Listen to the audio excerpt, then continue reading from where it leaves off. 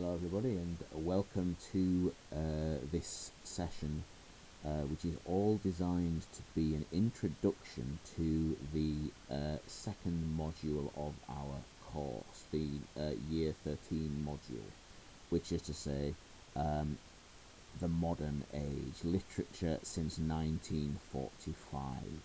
And the specific aim here is to actually introduce a lot of the themes and a lot of the historical context that underpins this period, just because, obviously, as you all know, we are talking about a time that has represented very profound changes for the history of humanity.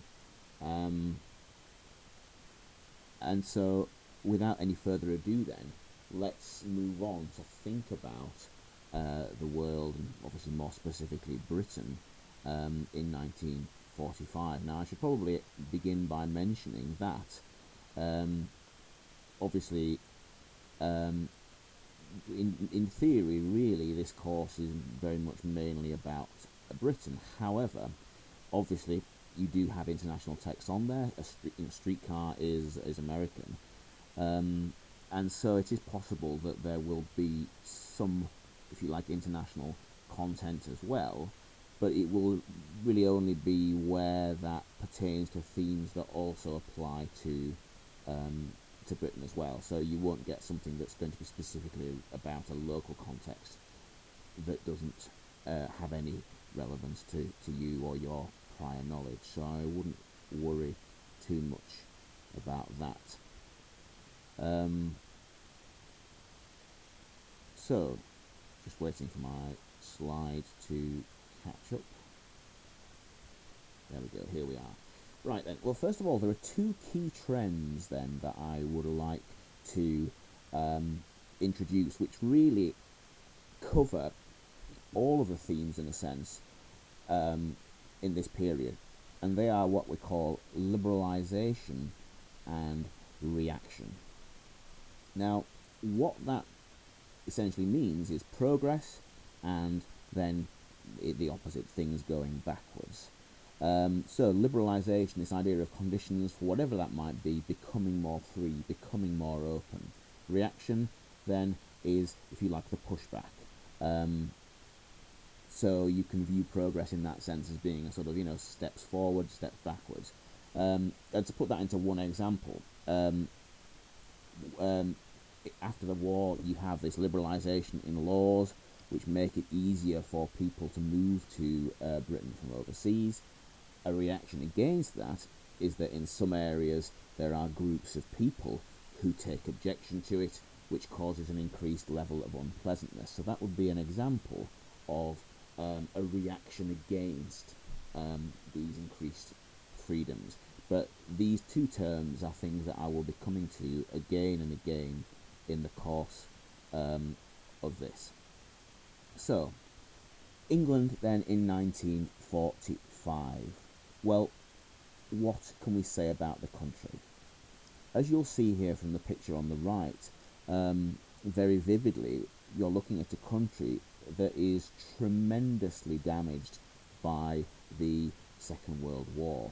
And the example here is of housing, and that is true. There were hundreds of thousands of houses destroyed, hundreds of thousands of people technically homeless, in practice perhaps living with relatives, renting rooms in other houses and so on. But there was a tremendous housing shortage. Tremendous shortage was also in goods, because most of the factories had been given over towards war production. Even, for example, famously, coffin factories at one point stopped producing coffins and went over to producing components of planes, even something that you would think of as being as essential as that. And so a real shortage of goods, what we might think of luxury or non-essential goods. And so what happens is the outpouring of rejoicing on VE Day at the end of the war very quickly is tempered by the realization of the difficulties that the country is going to face. Bankrupt, war damaged, and facing a long battle to actually get back on its feet. Now, many of you will have heard in the last decade or so will have heard talk of this idea of austerity, a time of reduced investment in public services, which is used often to describe the time since 2010. But that really pales in insignificance by comparison with the period, perhaps for the first 8 to 10 years after the war, where huge amounts of money were being diverted to trying to make good some of these problems. Now, the first immediate consequence of the war is that Winston Churchill, of course, the iconic wartime Prime Minister, is voted out within a matter of weeks after the war ends, because the general election that should have happened during the war was postponed, obviously due to the fighting. But the consequence is that he is voted out, and not by a small margin, but by a landslide. His Conservative government, therefore, loses office, and it is Clement Attlee, the Labour leader, pictured here on the right, who takes over.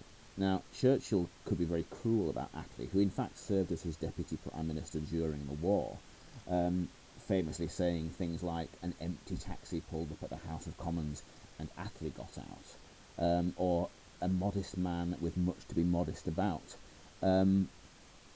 But the reality of it is that clearly there was a desire for the policies that the Labour government were offering, more of which will be covered on the next slide. But there's a real sense that people were ready for change. In the case of Churchill, you had a man who was now over 70. He had first become an MP in the reign of Queen Victoria. He was the grandson of the Duke. And so there was a sense that he represented the past. He represented the old world, the old ways, the old social structure of aristocracy at the top. And people wanted change. Attlee was very much a middle-class figure, actually from a reasonably wealthy family, not rich, but reasonably wealthy, but very much a member of the middle classes. He was educated, and he'd spent much of his life before politics working in poor communities in the East End of London. But he was the man who was chosen by the people to take the country forward with this wave of optimism that things would change. After the First World War, 25 years earlier, there had been great promises made. Homes fit for heroes, for example, was a promise that the then Prime Minister, Lloyd George, had made. And actually, while there were many new homes and some slum clearances that took place in between the First and Second Wars, the general consensus was that not enough had been done, not enough had changed. Too many people were still living in poverty, disease, and unsanitary housing conditions. And so there was a real feeling that this time they wanted to get it right. Now, I mentioned that Churchill was associated with history, and the map on the left here is something that was famous. Used to be displayed in all school classrooms around the country at one time, and it shows the British Empire, and for some reason pink was always the colour of the British Empire. But if you look at that there, you have Canada, huge swathes of Africa, including practically a continuous strip from north to south, but there are holdings in West Africa, the north of South America, the Caribbean islands. You have India, Sri Lanka, or Ceylon as it was at the time. Adjacent to India, you have Burma, you have Malaysia, you have swathes of those Pacific islands as well. You've got Australia, New Zealand, an enormous swathe of the globe, part of the British Empire, in various relationships by this time, some slightly more arm's length than others. And you'll see a kind of contemporary cartoon on the right that shows the idea of Britain at the centre of this empire, and it also shows, in a sense, the perception that we've had more often since that time. This idea of Britain with its hands stretched out, helping itself to the wealth and resources of these other countries. However, there isn't actually an enormous amount of truth in that. In actual fact, contrary to what many people will tell you, only very small parts of the empire were ever actually run profitably. Malaysia was one where the rubber trade, because rubber was initially very much grown, harvested from the plantations there, was one of the very few areas that actually turned a profit. In most cases, it actually cost Britain in order to maintain these colonies, and so it was partly about prestige, partly it was about military presence, having bases around the world, and partly also, frankly, by the end, there was an element of idealism. There was a sense that the empire was able to invest in many countries and to help with infrastructure, maintain peace, and things like that. And certainly, if you look at some of the tremendous struggles that many countries have suffered since the decline of empire, 2 civil wars, for example, in India and Pakistan, and then subsequently with the division of Bangladesh as well. Many situations, revolutions, for example, in Africa, actually that peacekeeping element can't be ruled out. However, in Britain at this time, Britain, which is essentially close to bankruptcy, there is now, for the first time in the 1940s, this acceptance that we simply can't afford an empire. And over the next 20 years or so, we gradually start to make countries independent, starting with India in the late 1940s. The term that's used to describe the period of the British Empire is, as you see on here, colonialism, which has become now very much a negative term, particularly among significant parts of the media and of historians. And certainly there were many evils associated with it, although, as I have mentioned, many advantages in some aspects, limited aspects, like, for example, British investment in local infrastructure, that came with it as well. But the move comes then to something called post-colonialism, a period after the empire, after the independence of many of these countries, and an evaluation of the colonial legacy. And so that is very much a theme that you find quite a lot in literature, where you'll have writers in countries grappling with that and with the impact of it on society. But if you were to get a text that has some reference to this, or perhaps to issues like immigration, then certainly that might be themes that you could draw in or talk about. But what else then can we say? Actually, it's worth mentioning that that's one of the things about Churchill, who in the British Army had served in India, had served in Africa. In fact, Churchill took part in the last cavalry charge by a British army at the Battle of Omdurman before the First World War. And so he was very much seen as being a figure that was associated with this empire. And so this sense of the past is something that was being rejected. So what then was Attlee's government proposing to do? Well, what Attlee's government achieved is something that has come to be called the Postwar Consensus.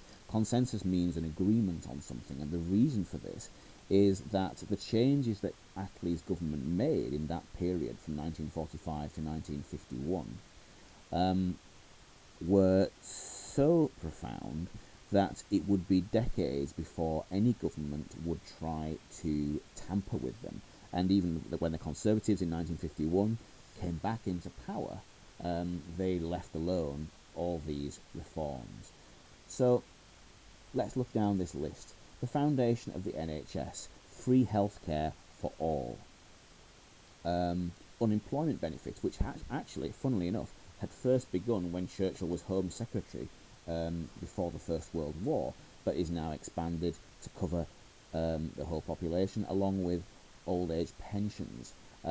These now become much more widespread, and certainly when historians look back on these things, this is the dates that they acknowledge as being the real start of these: care for all. Sick pay is something that is expanded, and huge changes to the fabric of the country. There is an acknowledgement, as I mentioned earlier, that the cities bombed out often, with lots of ruined houses, in many cases houses that weren't in good repair to start with.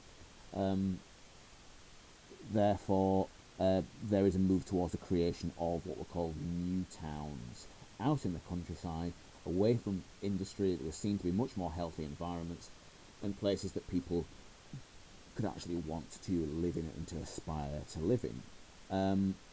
And a key plank of this is the expansion in council house building, which is something that again had started from the early 1930s, but now takes off in a big way. And you'll see the picture on the left here, I think, is an opening of a new council estate. But looking at houses that were spacious, had good gardens, that were solidly built. There were minimum restrictions on things like room sizes, so that they were they felt generous inside. And in actual fact, the average sizes of these houses were actually much larger than a modern house is built today. In fact, it was actually a Margaret Thatcher reform that she abolished the minimum standards that had been in law since the 1940s.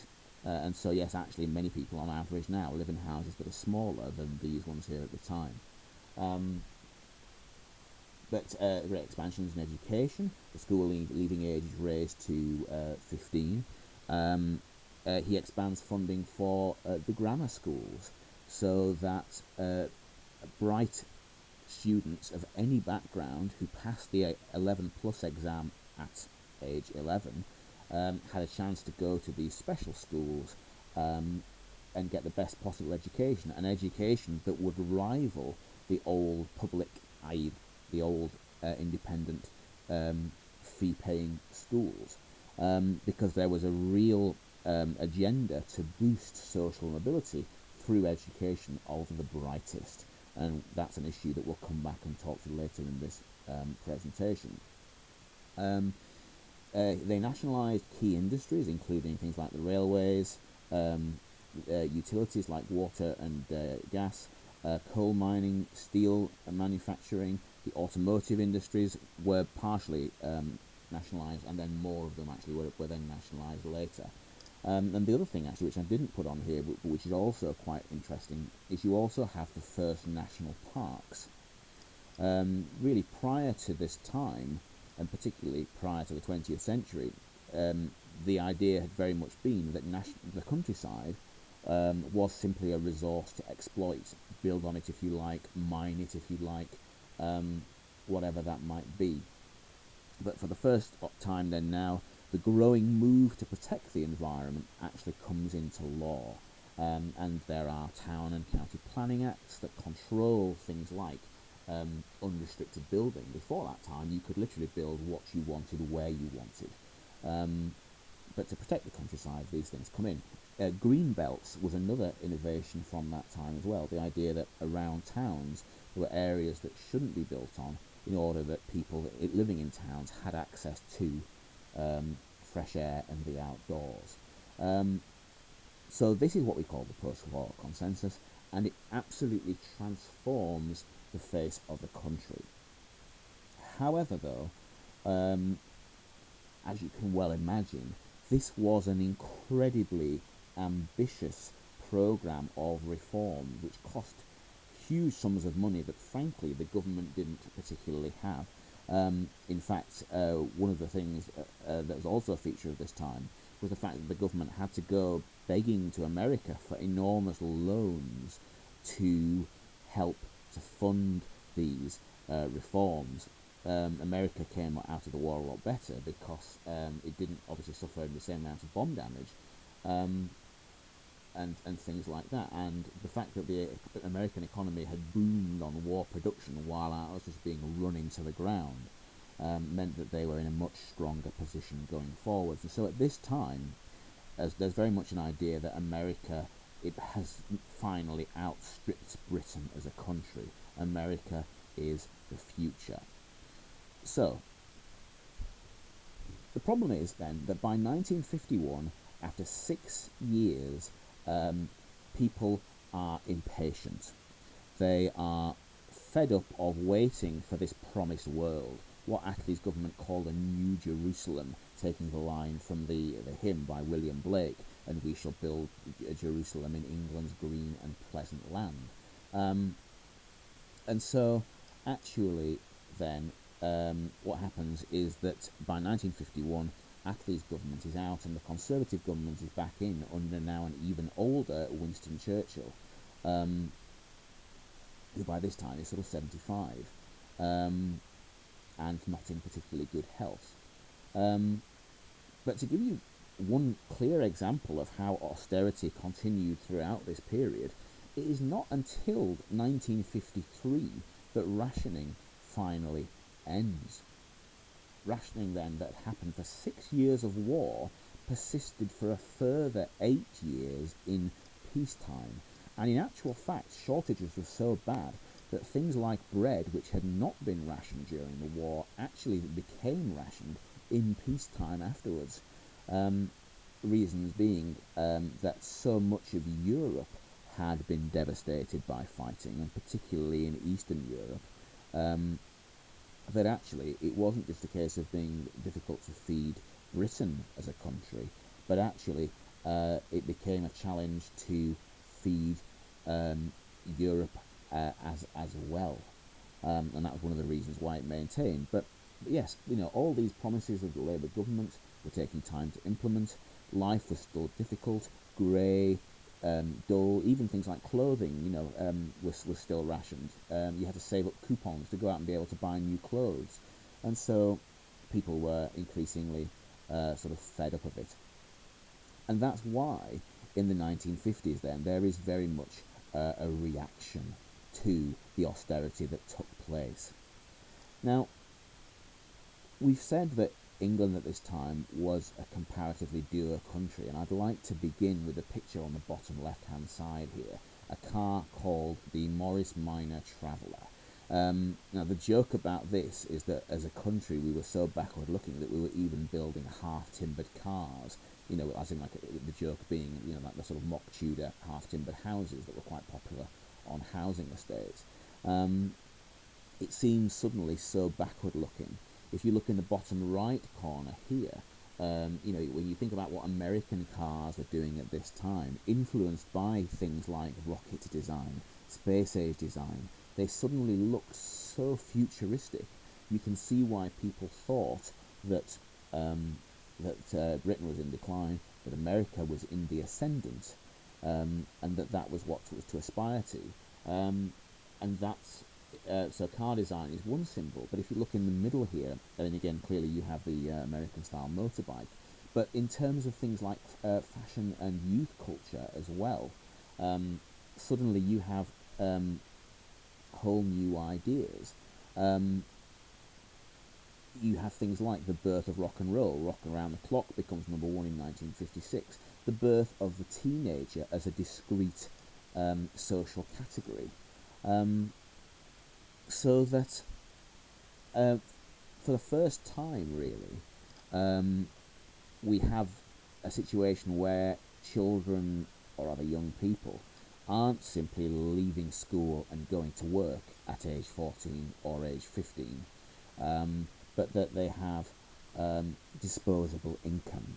They are being exposed to things like American music, and American fashions through the cinema, through magazines. And so the idea of teenagers with discrete identities and discrete tastes arrives now. and that's what we see, and there are a whole series of kind of films that really identify that. It becomes a whole kind of window onto what suddenly looks like a much more exciting world. Now, through the 1950s, finally the reforms of the 40s start to come into place, and by 1957 the new Prime Minister, Harold Macmillan, another Conservative, could tell people, you've never had it so good. There were rising living standards, and what is known as the baby boom. Those of you who've ever heard that phrase, okay, boomer, well, this is where it comes from. People of that generation, obviously now relatively old. And if you look suddenly at the picture at the top there of a 1950s household, look what you have. You've got disposable income. You've got a lamp there that is clearly an object of design. You've got a television set. You've got evidence of conspicuous consumption when it comes to clothes. One of the reasons why the 1950s is so associated with these dresses, with the great skirts, is because suddenly, when rationing was over, everyone thought, this is fantastic, let's have the most fabric in an item of clothing we can get. Let's show that we're free again, because for the decade and more before that, the emphasis had been on clothes that were economical, that used as little fabrics as possible. Even during the wartime, trouser turn-ups were banned because they were a waste of cloth. So here we have these rising living standards. Suddenly, the 1950s looks like a period of optimism. Change is coming, and even here on the right, you see what looks like, I think, probably a milk bar.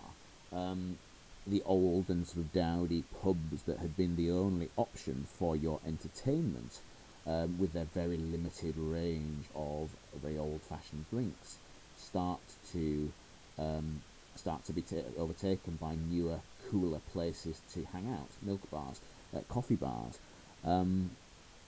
as people start to have more money and therefore more choice in how they spend it. But of course, it's strange because this growing sense of prosperity is set against actually a very worrying background, because what happens after the war is that Russia, which had previously been an ally of the West, becomes more independent and more aggressive. Obviously, in 1945, the Americans had used nuclear bombs against Hiroshima and Nagasaki in Japan, which brought about the end of the war. But by the early 1950s, both Britain, but more worryingly, the Soviet Union, the Russians, had also now tested successfully atomic weapons. And so what you now have is, in a sense, a sort of nuclear standoff. Both countries armed, both countries with the capacity to inflict enormous damage on each other. But there's a sort of strange tension between between these actions and how it actually reflects in popular culture. On the one hand, people are tremendously worried about the risk of nuclear holocaust, clearly, and yet, where was the name of the British nuclear tests? The site took place on a small island called Bikini Atoll in the Pacific, and that, of course, finally, you'll now see this logic of the picture on the right here, gave way to the hottest new fashion craze of the decade, the bikini. And so it's strange because you have this kind of idea of sort of danger and a bit of peril and excitement being kind of referenced back into fashion as well. But overall, it's something that's of real concern. Particularly bad in the 50s and the early 1960s. In 1963, there was something known as the Cuban Missile Crisis, where the Soviet Union were attempting to create a missile bases on Cuba in the Caribbean, which was only a few hundred miles off the coast of North America. And there was an enormous showdown. The ships actually set off from Russia, and they were faced down by the American president. It was actually JFK, John F. Kennedy, and almost at the last minute, the Russians decided that it wasn't worth the risk of continuing. They turned those ships around, and so the crisis was averted. But literally, the world was, for those days and weeks at that point in 1963, the world was almost certain that nuclear war was inevitable. It's largely forgotten now, but these were incredibly real threats. So we'll pause it there, and then what we'll do is we'll pick this up in the next video, so that we keep this manageable in length.